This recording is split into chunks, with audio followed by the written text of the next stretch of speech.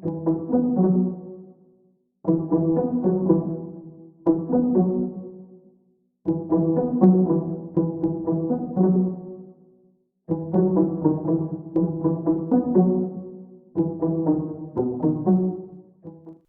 Selo fantatra fa nahiditra amponja vonjy maika ao an-tanimora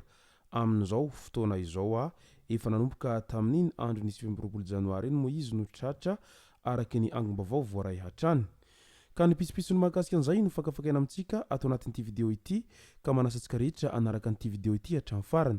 azadino ny milaiky ny video antsika ary tsarovy hatrany ny miabone amin'ny chaîne antsika mba ahafahanareo manaraka tsy tahapaka ny video zay lefa nahito isan'andro tsy ampendela moa isika fa avy hatrany tonga de vavany ndao ary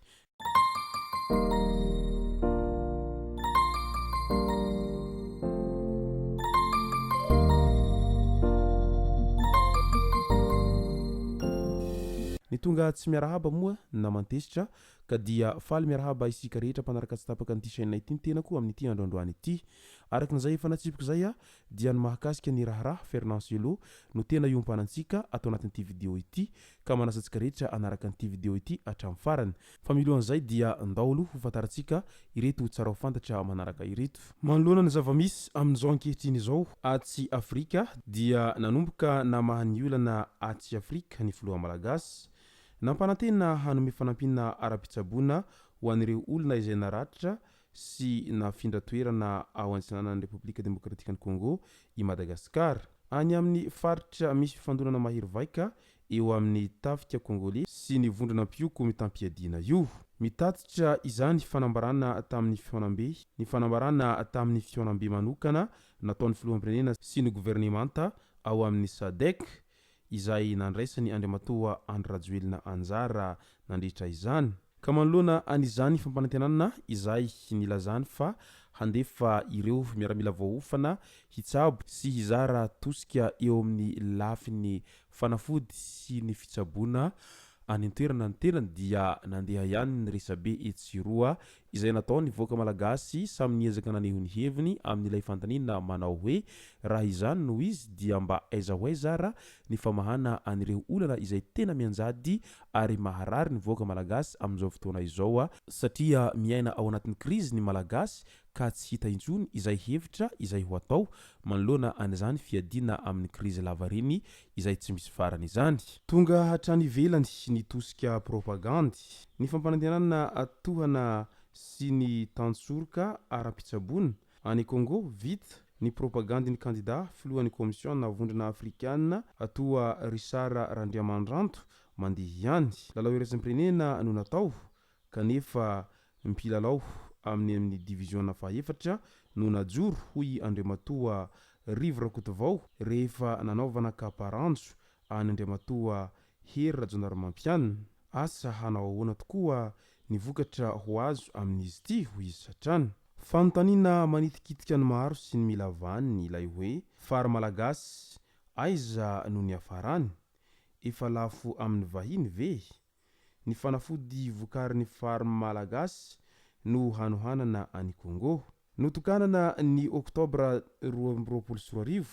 ny fary malagasy nolazaina fa hamokatra fanafody 30 karaza izy izay ka tafiditra tao anatin'io ilay CVO Plus izay nambara fa fanafody ny coronavirus nodradradraina tao anatin'ny vanim-potoana nampangotraka ny krizy ara-pahasalamana izay nateraky ny COVID-19 fa isika no hanavitra an'izao tontolo izao namoronana horonan-tsary faminaniny Johana sy ny maro hafa novoizina ny fambolena Artemisia izay nolazaina fa mampidibola noho ny vary mbola misy ve izany fary malagasy sy ny famokarana ataony izany sa sanatria efa lafo amin'ny vahiny araky ny resaka mandeha hoy ireo olom-pirenena izay mametra pantaniana manoloana an'ity fary malagasy ity amin'izao fotoana izao andao amin'izay ho resantsika ny mahakasika ny raharaha Fernand Selo raha ny angom-baovao ray dia voasambotra teny Anosizato tamin'ny aliny 20 janoary 2024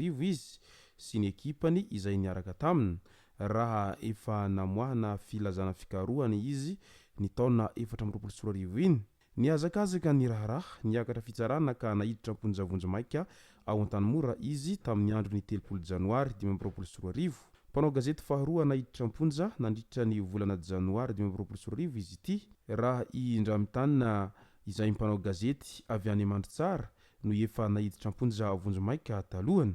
arahantsika etoana ny mety ho tohiny ity raharaha ity izay tena manaitsy ny mpanarabavao maro amin'izao fotoana izao ny raharaha mahakasika ny Fernancello ity. Eo anatrehan'izay dia samy niezaka naneho ny heviny ny tsirairay manoloana ny zava-misy amin'izao ankehitriny izao ary isan'ny naneho hevitra ny mahakasika an'izany i Pussy Best izay fantatsika tsara fa malagasy efa tia maneho hevitra hatramin'izay manoloana an'ity raharaha Fernancello ity. Namaly ny fanambarana nataony Indramatoa ministry ny serasera sy ny kolotsaina momba ny Fernancello i Prince Ramanantsoavina na i Pussy Best za tsy manana karitra OZM fa za nefa 20 taona mahery nanaovana gazety ary mbola mpanao gazety tsara hoy izy hatrany. Tsy haiko hoe maninona no manavendrana ohatran'izao rehefa miresaka hoy izy. Tsy terena ny fidirana ao anatin'ny OZM fa malalaka ny mpanao gazety ary misy ny mpanao gazety freelance tsy manala ny mampanao gazety matianinahy ny tsy fananako aniny karatra izay manana azy hatramin'ny teknisianina sy ny mpamily rehetra iny hoy izy hatrany. Ny momba ny Fernancello efa fantatra ny mety hanaovanareo azy fa dia tazanina sisa efa ela koa no nirasanareo azy izay hoy ianareo hoe toa tsy misy solidarité aminareo mpanao gazety ka ny ankamaroan'ireo namana rehetra niara solidarité hatramin'izay ane lasa ao anatin'ny kabinetranareo tena ireo niara-nanohitra ilay OZM zany tsy atao mahagaga sy mahasositra izany fa ny fiainana sarotra tsy maintsy mijery ny hoaviny ny tsirairay satria tsy fanoherana no hamelomana ny fianakaviana. Tsisy azo lazaina sy atao amin'ny Fernancello afa-tsy ny hoe courage broa hoy hatrany ny tenany. Raha tsy hivina nilaza ny ministra fa tsy misy idirany asa fanaovan-gazety ny fisamborana any Fernancello ary ny tsy mpanao gazety matianina no tsy manana karatra mahampanao gazety azy izy ka malalaka ny fitsarana manao ny asany. Raha ny zava-misy ankehitriny dia tsy ho tafavoaka atoato i Fernancello ary hiaritra sazy mafy any amponja raha tsy misy fiovam-po na fandraisana ndraikitra hensitra momba azy hoy ny mpanarabaovao. Ny filazana sy famoaham-baovao fa nivoaka any ivelany niaraka amin'ny filoha Andry Rajoelina ny filohan'ny ACC ary ny ministra ny serasera sy ny kolotsaina tamin'izany no isany anenjehana azy ary ho arantsika eto no mety ho toy ity raharaha Fernancello ity. Izay ny masaka azona roso tao anatin'ity video ity tomboko lasy tomboko vavy misoratsika rehetra nanaraka an'ity video ity hatramin'ny farany. Aza dino ny milaiky ny video antsika ary tsarovatra trany ny miabone amin'ny chaîne antsika mba ahafahanareo manaraka tsy tapaka ny video zay rehefa nahito isan'andro. Tomboko lasy tomboko vavy mankasitraka dia mirary soa.